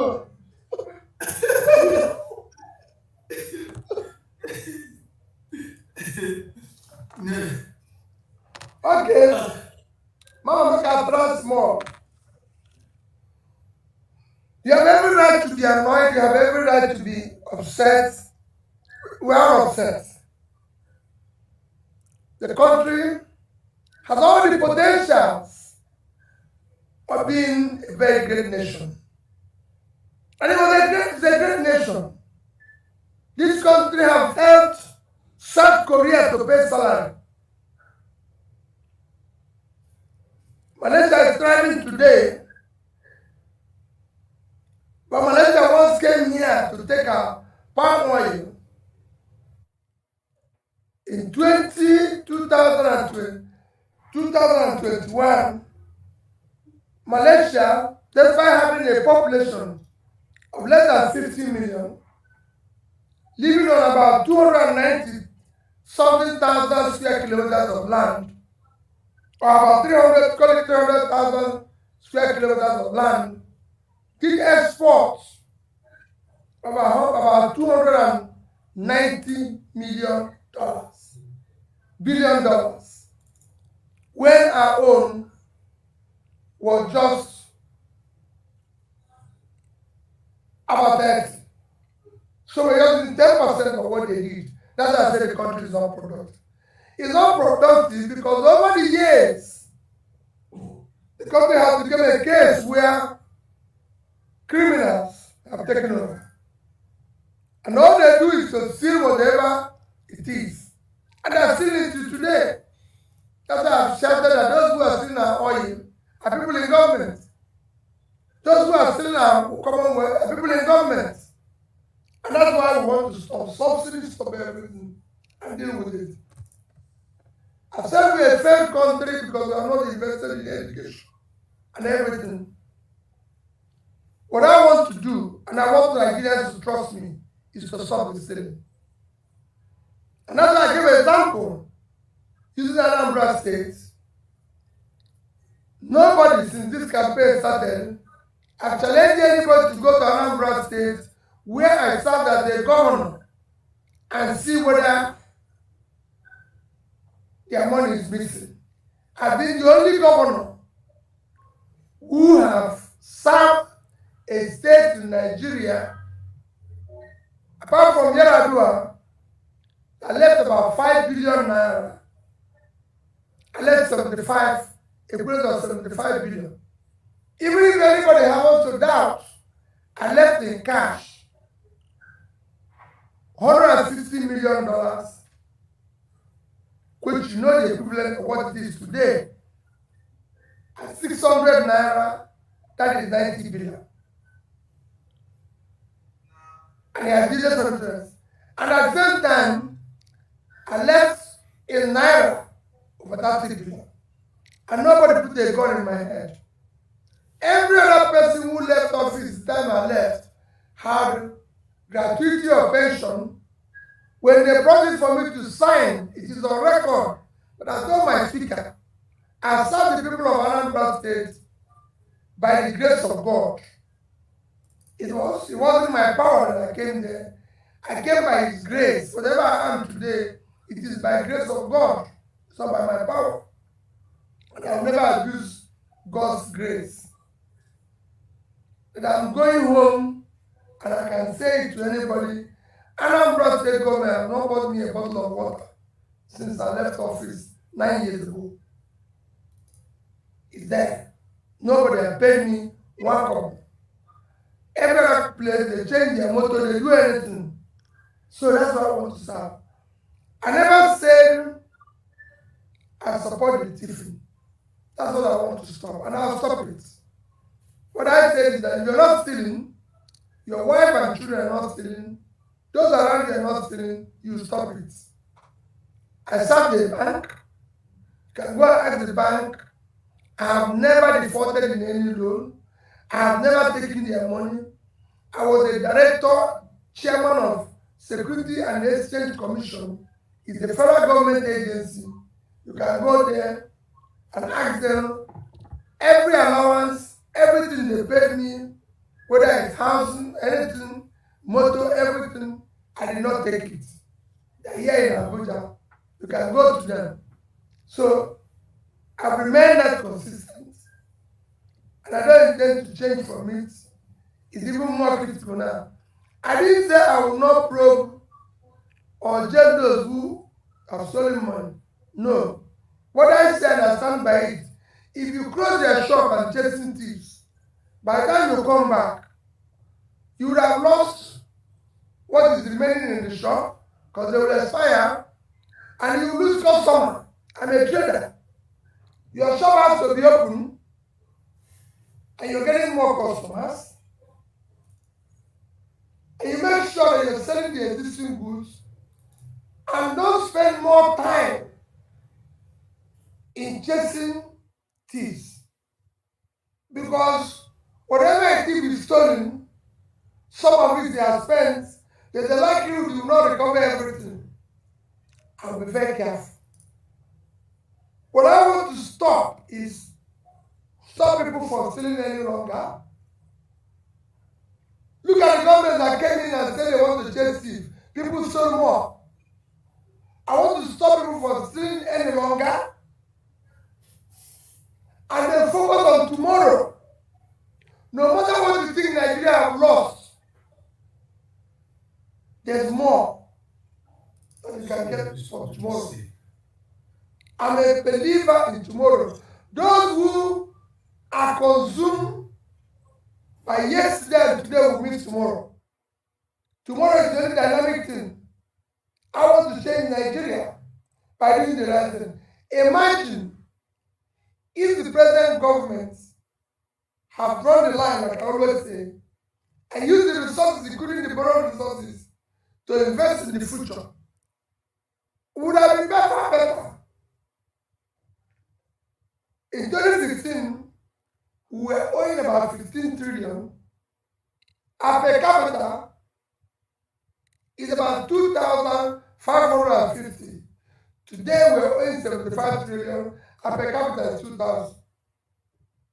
I would have doubled that by focusing on tomorrow. I want to fix education. I want to fix health. And that is why I said I'm not going to be consumed by tomorrow. So don't close your shop and be chasing thieves. Look at it tomorrow. God did not give us eyes to look back. He gave us eyes to look front. Everything I've learned in my life, whether to drive or to bicycle, they'll tell you, look forward. And I've always looked forward. I don't look back, no matter what happens in the back. And so the person that said is my mentor, is not a problem. Atiku remains a respected senior brother for the rest of my life. Even if my senior brother has his own fault or anything, he remains my senior brother. I always respect him because God allowed him to be my senior brother. And I respect that. What I say is that in this business of politics, that I pass through his name. If you are apprentice in what we call Igbo type of trading, you learn from too many people who have grouped you up, and when all of them goes, they settle you. You start the same trade and everything. You might not sell the way they are selling their own. You might be selling different things, So that is where to go. I pass through his hand. I learned things from him. I respect him. I have so many things, and he will remain so. There's one or two other people who I pass through their hand and learn what they're doing. All combined, I'm selling my own in my own style. I don't question how they are selling their own, but I remain respectful of their own listen. We're all looking for customers. It depends on who the customer wants to buy. If you want to buy obedience, here I am to sell it to you. If you want to buy a good, sell it to you. You want to buy a million, sell it to you. So we have our products with their names clearly spelled. Whichever one you want to buy, it's it. I'm selling my own. Okay. Thank you very much, Mr. President. It's good to have you here. Thanks so much for being very, very decisive and precise about all the things you plan and you intend to execute once you get into office. You mentioned something severally about the CBN not being a problem, that it's the FX and stuff like that. Well, I studied adult political science from the University of Benin, and it's quite bothering and concerning that, like you said, competence is what we lack, and we need people with passion that are patriotic in the leadership position. But over time, we've had people from every end of affair just getting political offices and political positions. So I graduated from school. I didn't wait for the government. I decided to start my own business. So I'm into entrepreneurship, sir. And first thing this year, 2023, that eats my business first. And I'm speaking on behalf of a whole lot of Nigerian youth right now. Was CBN restricting card payments through MasterCard, Visa card? I'm sure I'm not with a whole lot of businesses that are suffering from this. And you mentioned CBN is not a problem, but their policies keep on hindering entrepreneurship. Because, okay, so we couldn't get jobs, right? And we couldn't get the right set of things we felt like we deserved. So we decided to create our own. And we decided to keep our heads under us. We decided to survive. But when we have things like card restrictions and startup limitations bordering into the existence of our businesses, Mr. President, what are the steps you intend to take? First of all, tackling these policies that discourage startup creation and lucration in Nigeria, because that is the reason why a whole lot of youth are leaving. I myself, for the first time in my life, I started considering leaving because I'm like, oh my, this business will work like this. You can't really even dream 5 years into the future, 10 years into the future. That's my question, sir. Thank you very much, my sister. Let me tell you why I said I didn't say CBN is not a problem. I said the physical, CBN is supposed to be driving the monetary policy. The physical space is the government. They're actually in charge. CBN is doing now, which is why they're having to do what they're doing, is that it's like, the way we're in Nigeria now, that the physical space is weak. It's like when they remove the people who are supposed to bring a particular wing, which is more important than everything, and then now a situation where maybe in football, you remove the people who are supposed to be first 11 and you just bring second place and people run all over the place doing the work. CPN is the monetary space. It's not doing what the physical side is supposed to be doing. So they are now into farming, into manufacturing. Nobody actually knows what is doing what.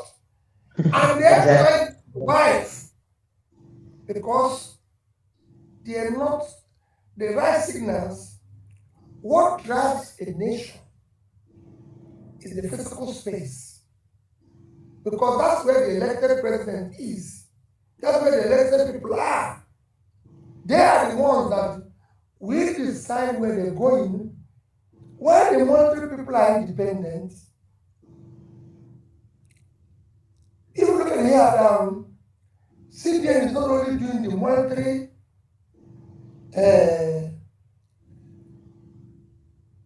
thing they're supposed to be doing. When they brought rice paddy in Abuja, the last man said they remain grateful to the CBN government. They didn't even mention Minister of Agriculture. They didn't even mention the Bank of Agriculture. CBN has nothing to do with the rice paddy. In the real sense of it. Thank you. But because those who are supposed to do it are not doing it, they now find themselves cultivating rice or supporting rice farmers. It's like now today they say NABC is that controlling road. NABC is a company owned by government who is supposed to generate revenue, give to government to be shared in the 3 tiers of government. So if they have tax, they are not one Valentine and company can go to use go for tax this to use it to construct road. A company owned by government cannot go to the same thing and be given the same approval. They are not into road construction. So the whole thing is modeled up and we try to fix it. What we want to do is to start doing the right thing. And that's what I said. Even I'm here, people will stay in their wing, play their wing, be supervised doing their wing. And if there's a problem, you deal with it. Because the country is going through too many problems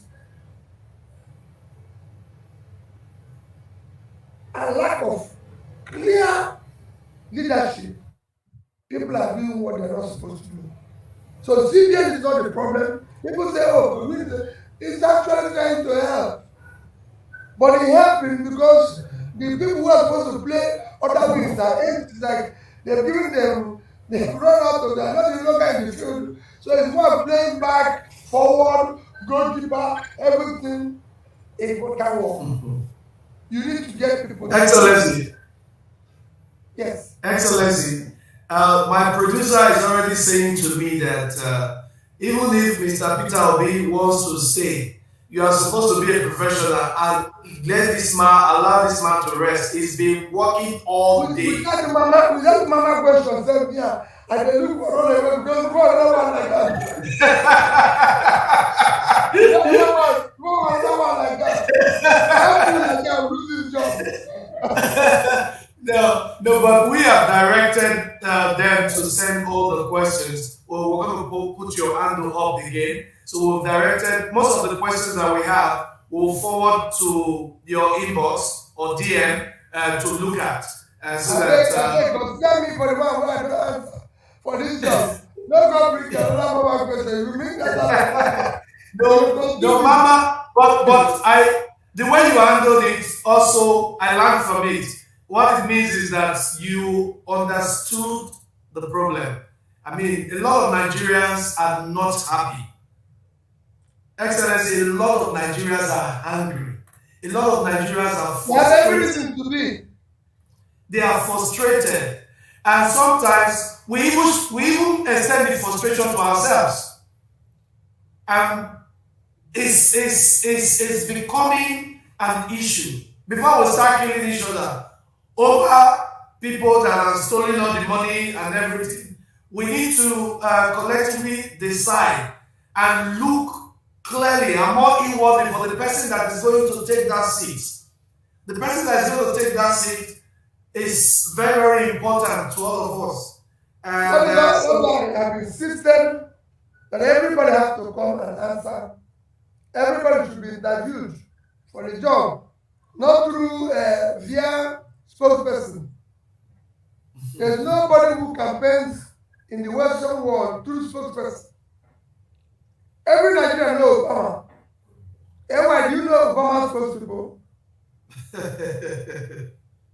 You know Biden's spokespeople?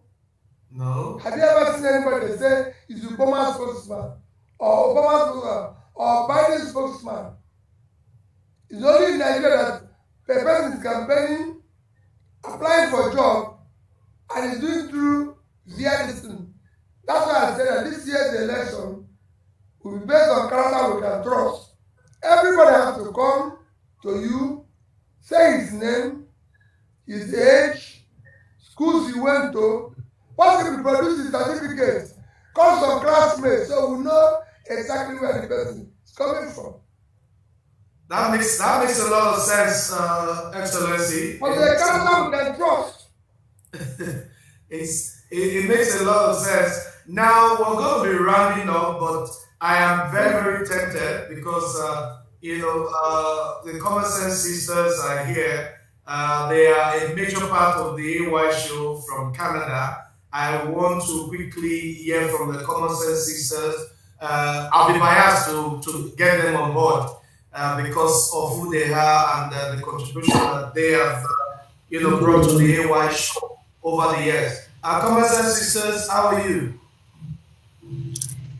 Greetings. Can you hear me? Yes. You amigo. Verno. My president. Good evening. Good evening, Mr. Peter.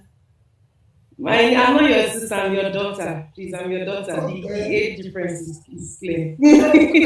My name is Ella. I'm one of the Common Sense Sisters, and my sister will join me shortly. And I'm just calling in to appreciate you. I'm not going to bombard you with questions tonight. And like AY said, we're rounding up to. I was at your town hall meeting in Toronto on August 28, 2022, this past summer. And you were gracious enough to wish me and my sister a happy birthday. So I want to thank you for rebranding Nigeria. I want to thank you for restoring hope in Nigeria. I want to thank you for showing us what leadership is and what leadership in service means to the everyday Nigerian. I love how realistic you are. My sister is joining me now. I love how realistic you are when you say that you will not be able to solve Nigeria's problem all overnight. And this is because everybody needs all hands on deck. Everybody. Part of the questions that this is my sister Miriam. Hi, Mr. President. Incoming President. Mr. President. Yeah, we call you Mr. President in the House. So we're all the way in Toronto here, so we won't have the opportunity of voting in the next elections because we don't have our PVCs, and also because the aspirants cannot vote on abroad, which we believe, and you have promised us in Toronto that once you get into office, you will be able to restore that hope for us in the diaspora. Yes, it will never happen again. We must vote. We want to thank you because in your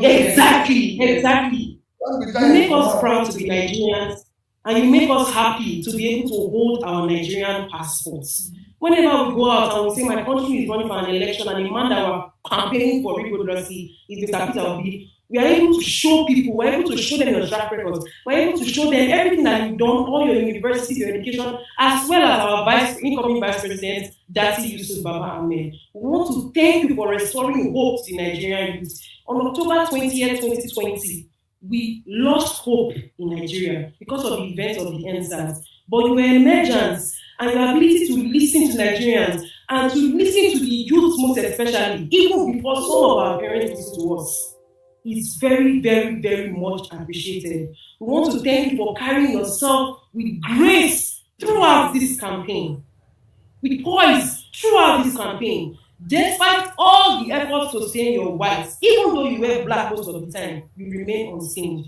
We want to also thank AY for bringing you to this platform. It's very, very important. There is no leader on earth that has campaigned locally and internationally. You do it all with grace and you behave as if you don't have any energy lost.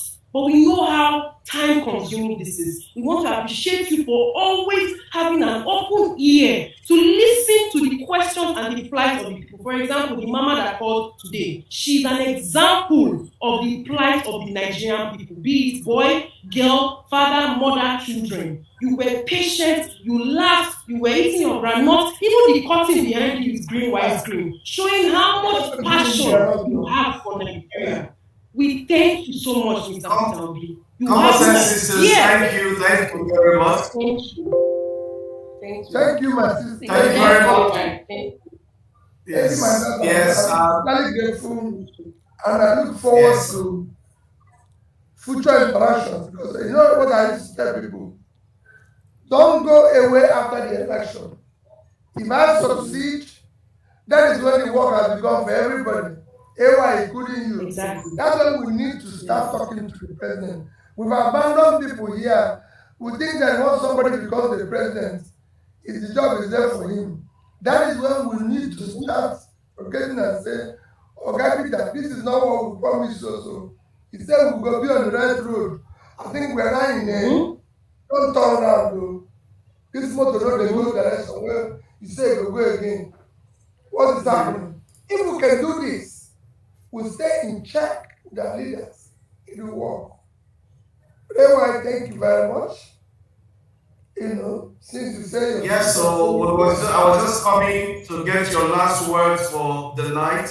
Even members of your team have been trying to.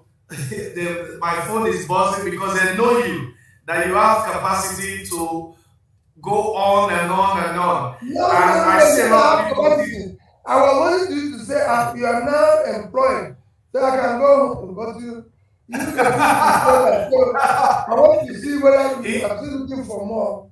But let me again say, the employment allowance comes on the 25th of February, where the confirmation will come with all the guarantees that you expect.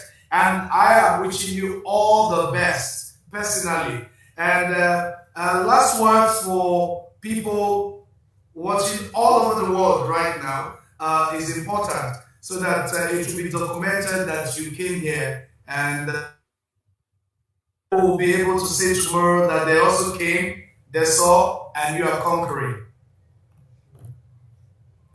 Well, thank you very much. For me, I've got to campaign all over the states of Nigeria, not all over the states. I'm touring the states, and what I tell them in every state, that this year's election should not be by ethnicity or tribe. No tribe, no ethnic group buys bread, rice, or food cheaper. None of them have security. Everywhere is secure. Not everyone have uninterrupted electricity. I've even gone to a place like Oshobo, where our electricity is supposed to be the hub of our electricity. Oshobo is using generator everywhere. I was in Nigeria today, where we're supposed to have so many of our facilities. They are using power. So no ethnic group is spared. It should be by religion. I told them in Nigeria today, show me a mosque where they sell bread cheaper. Christians will go there and buy bread, come out and continue their worship. Show me where Christians buy bread cheaper. Muslims will come and buy. So it is not about religion, it's about tribe. I told you any of them. And even the Kali church in Dubai was built by Emir of Dubai. And it's a Muslim. So it is time they stop this deception in Nigeria. Those who are still doing us use all these things to win the election. Unfortunately, those they ride on their back or use ethnic sentiment or religious sentiment to win immediately become their first victim, because today those who are suffering more are those who have supported them. It shouldn't be by my turn. It's nobody's turn. Nigeria is not a private company. It is the turn of Nigerians to take back their country. And they must look out for three things. One, we must look for a character we can trust. And the beginning of that character we can trust is that we must know the person's name and ensure that that is his name. We must know his age. There's nothing wrong even if he made a mistake where he made a mistake of saying 30 when it's supposed to be maybe 31 or 32. That might be a mistake. But when it goes 40 or 50, then it's not a mistake, it's a deliberate act. You know, if we must know schools he went to, secondary school with classmates, universities, certificates, and everywhere he has passed, and places he has worked. I want people who have proven record of we worked here, we worked here, we worked here, and everything, and people can go there and verify. It must be based on competence. The person must be competent. Somebody who is qualified. We're tired of this allowing a conductor to be the driver when the drivers are conductors. No. We now want to employ the right person. It must be someone who has the capacity to do the work, and it must have compassion. So we know that when there's flooding, when people are living in IDP camp, they're supposed to visit them. As long as Nigerians remain in IDP camp, world in IDP camp. So the person must have compassion and be able to deal with issues and everything. And above all, this job requires physical and mental energy. It is not a retirement home. And it's not a place you can stay to give sign. You need 30 hours, 24 hours a day to deal with Nigerian issues today. And I believe, and I said to people, Nigeria is worse today than when it was when Obasanjo took over in 1999. I said with all of this. However, if he was able to do something, having come from the barracks, I believe I will do better because I come from a background where I've created wealth. And I'm all for it. And I ask Nigerians, give that environment to be a chance. I will build a new Nigeria. Thank you. Of course, you know where to vote. Mama, Papa, Pikin, who voted umbrella, elite. Who voted broom, they swept us away. Now we want to vote human being. And I'm sure it will work. God bless you.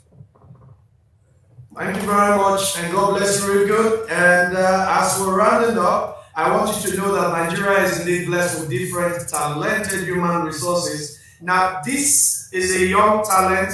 We're rounding up with this. He made a painting of you. I don't know if you've seen it. We're going to quickly put up that painting and round up with it so that you get to see it on the show. And I believe my producer.